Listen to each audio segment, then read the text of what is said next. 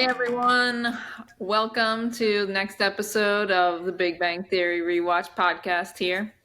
We're on season 1, episode 12. In this episode, we're introduced to Dennis Kim, who comes to join the guys at Caltech. He's like a PhD student looking to join there, and he's 15 years old and basically is like competing against Sheldon in all of his accomplishments. And basically, Sheldon assumes that he's useless now and this kid is smarter and better everything than him. And he's like, what's the point of doing research anymore? And then ends up annoying all of his friends, and if Contrell has the same opinion as me, annoying me as well while watching. So yeah, Contrell, give me your initial thoughts. I am much more appreciative of Leonard and Raj and Howard for putting up with Sheldon, because that dude, Right? like, every episode is him being a pain in the ass, and they would have ditched him a long time ago. He's a pain in the ass, but I didn't like the episode. I thought it was kind of mean, actually. Oh yeah, it was the rudest by far. Like most, not good comments and everything. Yeah, and Sheldon's got it. I hope there's some growth in his character, because he's got to do better. I think you'll start to like it better. As I've like watched all of it, I'm like, yeah, there were some like not great episodes, but I feel like the writers and the characters and everything fall more into place like as the seasons go on. So we'll see what you think. But I mean, occasionally with any show, you make that many episodes, there's going to be some duds. I think it's fair. Yeah, and this was directed by our guy Mark Sandrowski. It originally aired on Monday, April 14th, 2008. So, it was a couple weeks after the last episode. I don't know why they skipped a week. But maybe anyway, I don't know what was happening. Yeah, so I really didn't like this episode very much. There was basically one scene that I enjoyed, and the rest of it was just pretty like meh. Like occasionally like a moment or two that would make me smile, but like not even laugh kind of thing. Yeah, I only had like, as far as the laughing meter goes, I only counted 3 laughs in the whole episode. I had 2. Wow. Yeah, so it was a sad. low. It was probably the lowest count we've had. Yes. Yeah, 3 laughs. So yeah. What was your sad episode? Howard and his mom, when he was complaining about, she left.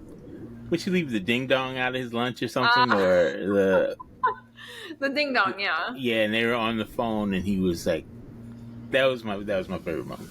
It was like, what are 2 ding dongs tomorrow going to help me with today? Yeah. Yeah, he's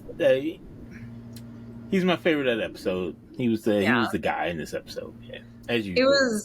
He was good. He also had a moment that I thought like you would appreciate when they were trying to set Dennis Kim up with one of the ladies, and like Leonard and Raj were like too shy to go talk to the girls, and they were like, Howard, you go. And Howard's like, I don't know, like they might not like him after they see this, and he's like rubbing his hand on his chest, and I was like, oh yeah, Howard. there was a lot of 15-year-old girl cringe in this episode that for real just didn't. When they went over hit. to Penny's. Yes, and she closed the door. I still don't understand why Penny hangs out with him. Like she was eating like with them, and I'm just like, they've pissed her off enough in these few episodes that she would just be like, no, I'm not hanging out with you guys anymore. I'm giving you guys a break. Yeah. But she's kind of mean to them. I guess I don't know. She likes hanging out with them and making fun of them. Yeah, anyway. I mean, they can be kind of entertaining, like, and then she just leaves when she's like, I'm done with you. Yeah, I guess she takes them in spurts, and then she comes back. And she, like, steals, like like she gets like free food for hanging out like with Leonard because he loves That's her. true. That's true. That's true. So I would he do. goes. Yeah, I can see that. Yeah. My favorite moment was actually when she was hanging out with them. It was just that scene. That was like the best part of the episode for me because Sheldon was just sitting there. It's actually the one in the picture behind me. But he's just like sitting there, just like staring, like. And Leonard was like, Sheldon, why don't you eat? And he's like, what's the point? Like, when a cow stops producing milk, you don't keep feeding her. Why waste the food? Like, why waste food on me? And yeah, he was just being like dramatic. But that at that point, I wasn't like annoyed with him yet. He got like annoying later in the episode. So I was finding that one funny, and especially it was mean, but when he was like saying something about like, oh yeah, it's like you don't have like Mozart anymore or whatever he said, and you have the other guy, and then Howard said the name of whoever the other guy is, and Sheldon was like, oh god, even you're smarter than me now. Like those couple things like made me laugh. Yeah. No, he told Penny that she'd never excelled at anything. Oh, that was bad. That was even the crowd was like, even the like audience was like, ooh. You got a little competition. I really don't see what the big deal is. Well, of course you don't. You've never excelled at anything. Yeah. That was the rudest moment, I think, of the series so far. Yeah, that was pretty bad. And I think the most cringeworthy was like them. There was a lot, but I think it was like them asking Penny for a 15-year-old girl and her not understanding the context, and it just came off really bad.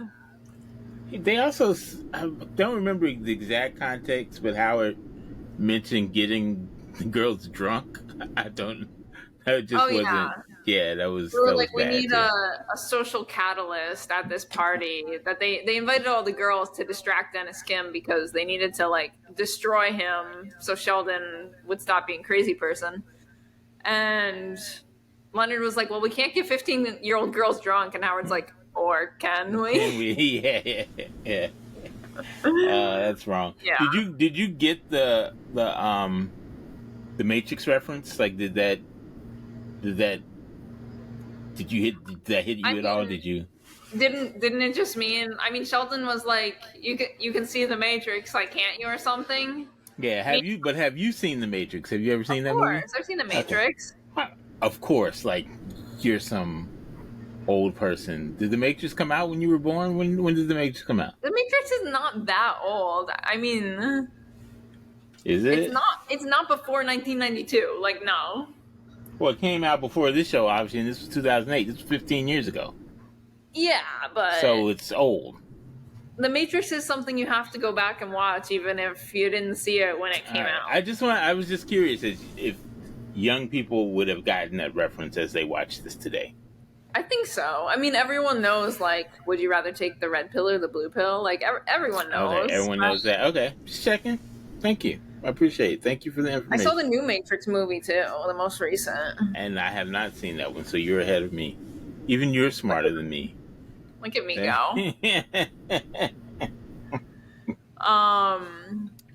Let me just say one more thing about this episode. Leonard's impersonation of Yoda was trash.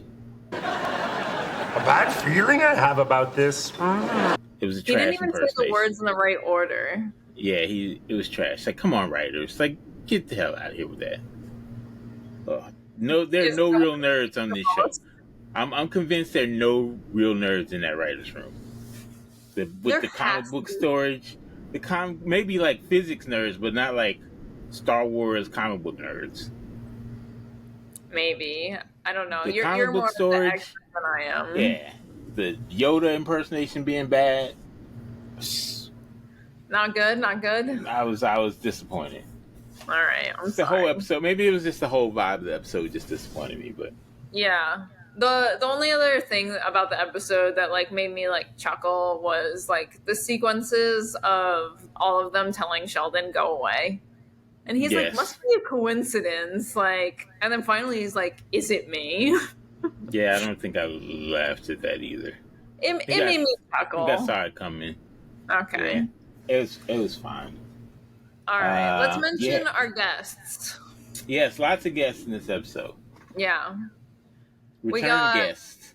We got Mark Harlick as Dr. Eric Gablehauser returning. And we got Austin Lee as Dennis Kim, who was, little boy wonder of the episode. You have the other ones there?